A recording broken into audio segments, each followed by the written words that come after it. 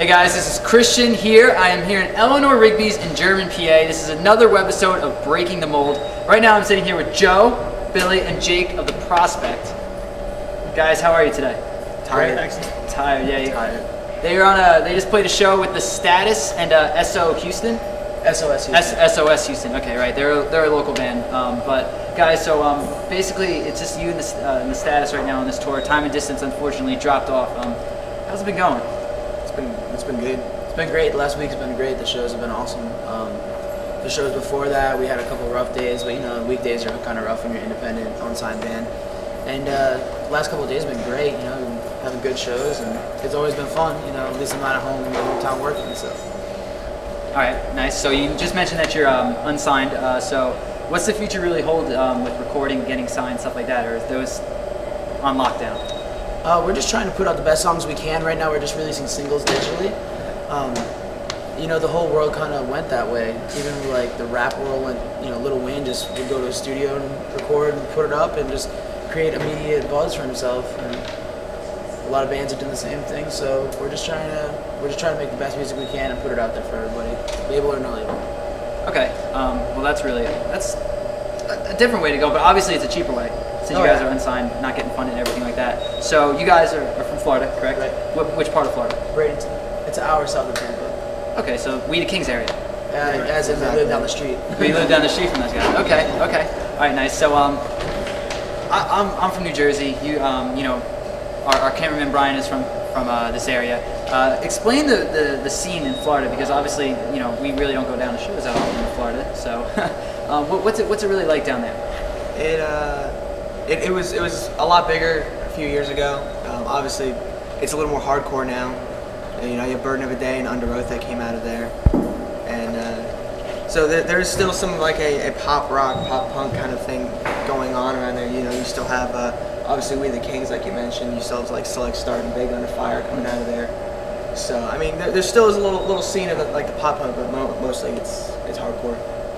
Guys, anything else, or is that? Oh yeah, definitely. I mean, the hardcore bands. There's tons of hardcore bands in Florida. It's a huge scene, and for bands like us, it's a little hard to get around Florida just because it's like 4 hours to get anywhere we want to go outside of just going to Tampa. Right. And just to get out of the state to start touring, you have a 4-hour drive extra. So. Well, speaking of hardcore Florida bands, do you get the comparison to Chris Dudley a lot from Under Oath? Yeah. Just saying. I get that. We're actually the irony is we're friends with Tim from that band. Oh yeah. He does our online merch store, and we're probably gonna be recording with him soon, like in his house, just doing more singles. So yeah, I've got the Chris thing before. Okay. So while you just mentioned the online merch store, why don't you plug it? Maybe if anybody wants to buy some stuff from The Prospect. Yeah. It's audiblediversiongroup.com/The Prospect. Okay. There you go. Little plug right there for Tim of Under Oath. I hope you're watching. So now we've gotten to learn a little bit about The Prospect as a band, but now it's time to learn about The Prospect, the person, the people. So this is where it's going to get a little interesting.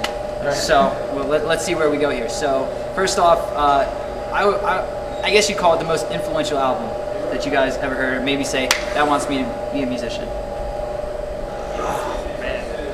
Jake, well, we can stall by saying that Andy from The Status said "Tell All Your Friends" was his favorite. So we'll start there and kind of branch out.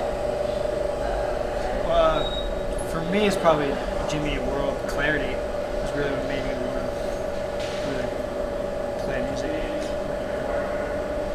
It's a great record. They did a 10-year reunion or a 10-year anniversary tour of just that record. So. I think that's a lot of people's favorite Jimmy Eat World record. I've had a lot of favorite records. I've gone into I'll have one CD that goes in my CD player and doesn't leave for 2 months until it's like scratched up and like I got to get a new one. But I think the one that really started music for me was I'd say Dookie by Green Day.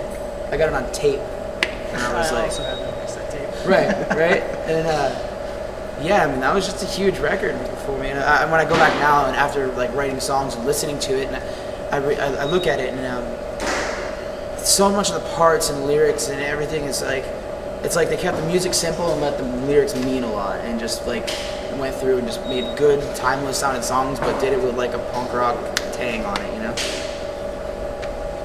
I'm gonna go back a little bit. I was 9 years old. Led Zeppelin 3. I got to hear that when I was hanging out with my dad, and so I wanted to play music when I heard that. I loved rock and roll. All right. Those are some really good roots, I'd say. Not that yours are anywhere, yeah, because he's- Clarity's like top 5 on my list all time. So, and I mean Dookie's up there as well. Green Day is so important to music and everything like that. So now the next question here. You guys actually ride in Winnebago, right? That's Right. yours. Yeah. So I'm sure you get a lot of stuff for this. So what is the most memorable tour prank that you guys have ever been part of? Done. I can tell you. Pranking. Okay. I can tell you.